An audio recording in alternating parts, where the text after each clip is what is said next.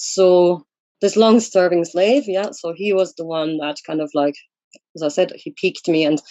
But the way I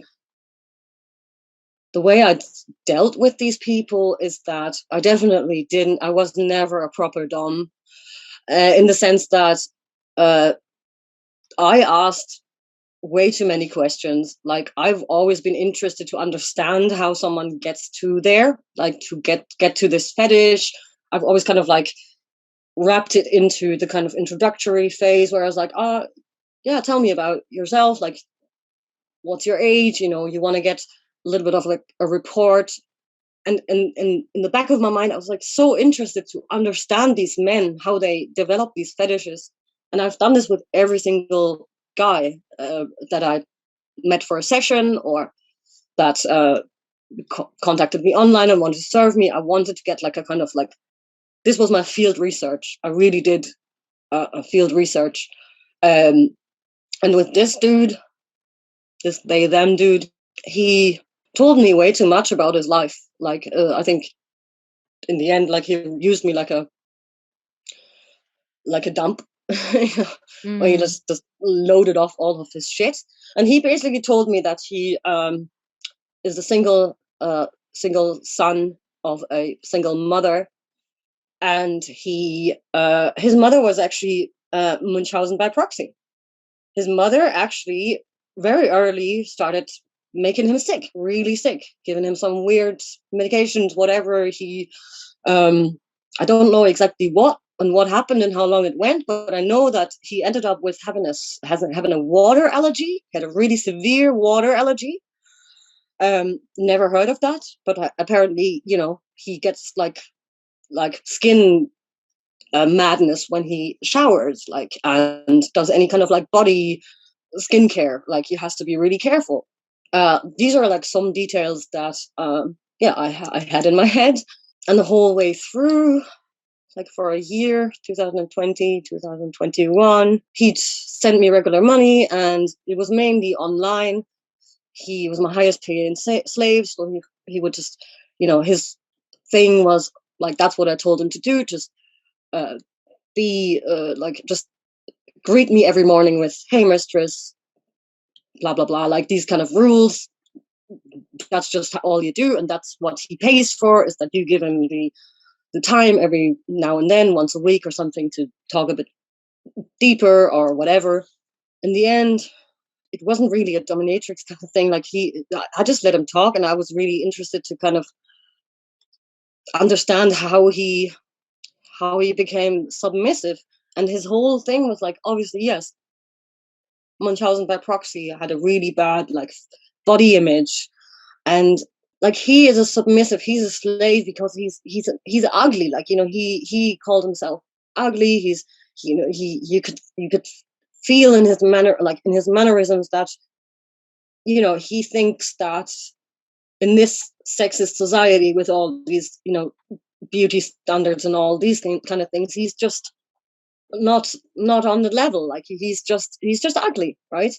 And that's he'd messaged me like a couple of times about like he's trying to date people and whatever, and it just didn't work or whatever. He was just really insecure, and I wasn't a dominator. I wasn't rude enough to him. I was actually kind of feeling sorry for him, I guess, most of the time, like a bit too much. Like, there was this like, I know this person is he was just a nurse or somewhere in a hospital or whatever. And he works ass off only to message me, pay me money for nothing. Like, it's just insane, like, actually insane. He slowly, he kind of gotten, I don't know how, but he probably watched a lot of, he was following a lot of like femme boys and other weird people on Twitter. I was his owner, right? But he's still watching like lots of porn on the internet, I guess. And so after all this, oh, you're so authentic, you're so powerful and stuff, the coin flips, and he's like, mistress, your whole authenticity and your whole like discovering yourself and being true to yourself made me understand and made me realize I'm actually a woman. I'm actually a fucking woman. Oh my gosh.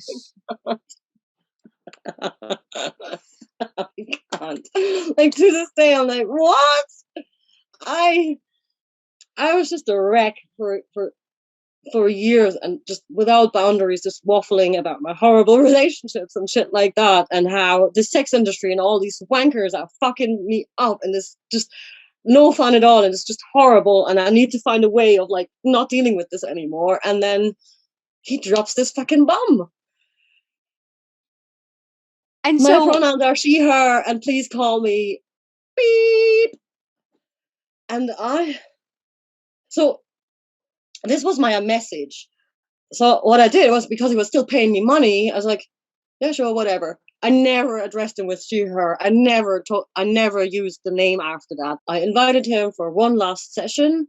So he came around, and the whole time I was like, up until he came, I would have watched like all turf videos, like, and I like literally, like, I was obviously like fucking mind blown about the state of the world, because I really didn't. I didn't see it. I really didn't. I heard a bit of the fucking bathroom bill shit. Right. So you're watching turfy videos, and then you have this trans-identified man, your top slave, like knocking on the door, coming in for a session. Yeah.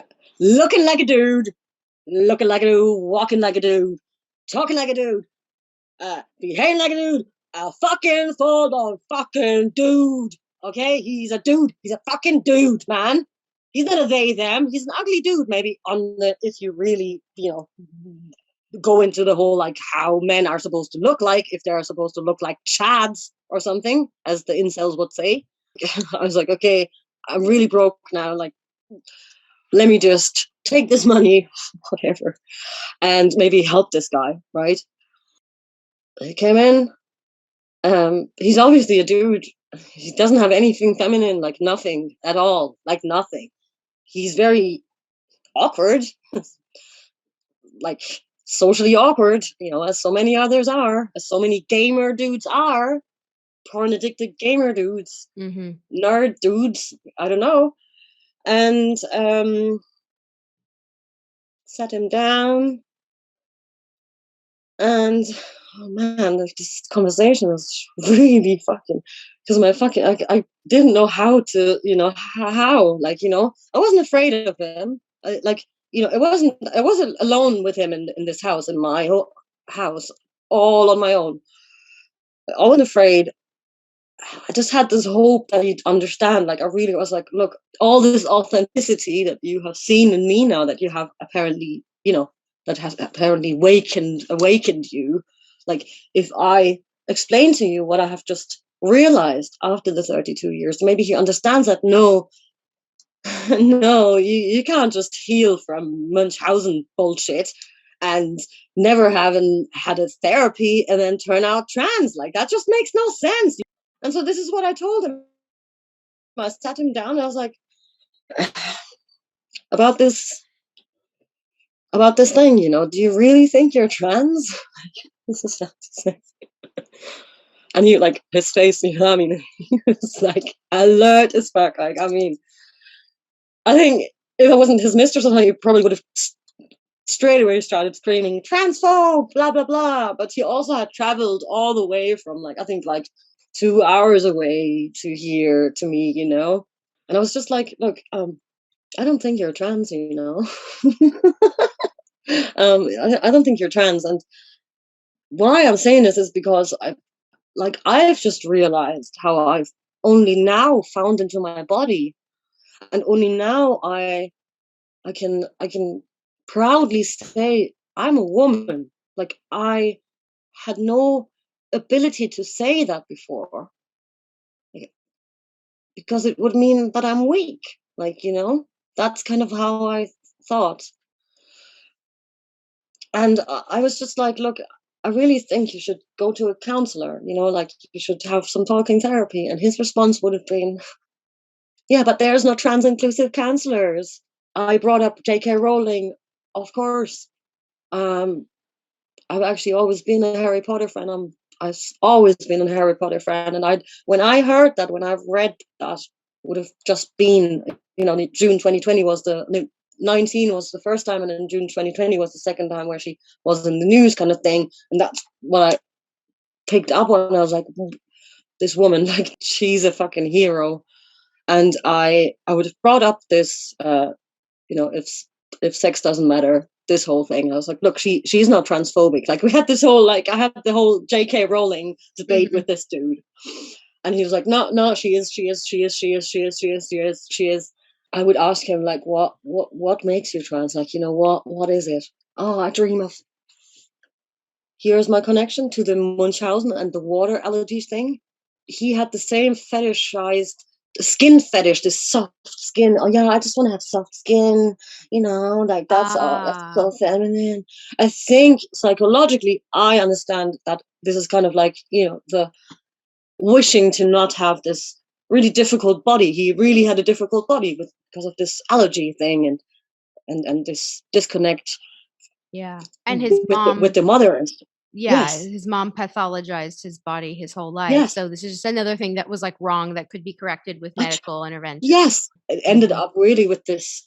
I was like, and so you want to turn trans, and you really want to get into our rooms, like you want to get into our spaces. And he's like, yeah.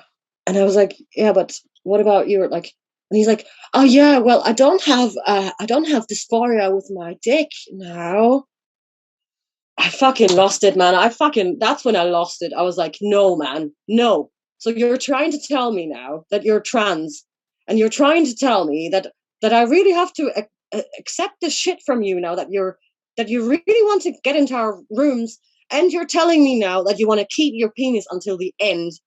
And I've seen this thing hard. Like, I know this works. Like, what the fuck is going on? Like, that's when it fully dropped. And I was like, I don't believe any of you. I don't believe any of you. If it took me 32 years to understand my life, my what is identity? What the fuck is identity? Like, you grow into yourself, you grow into your life, you grow into your body. And it might take you 20 years, it might take you 30 years, it might take you 40 years, but you grow into yourself. You are not something that changes or something. You are your body. I don't care. I don't believe in any of this shit. And this is how I kind of like left it. I was like, I don't believe it. I don't. I really don't. You need help. And this is not it. He went home. And I mean, I had the money. Like, I did this whole thing after the session, like, and then he went home, and then the next day, he had blocked me, and he had put on his Twitter profile, "fuck TERFs," and that's what I like. That's it. Wow. That's it. That's it.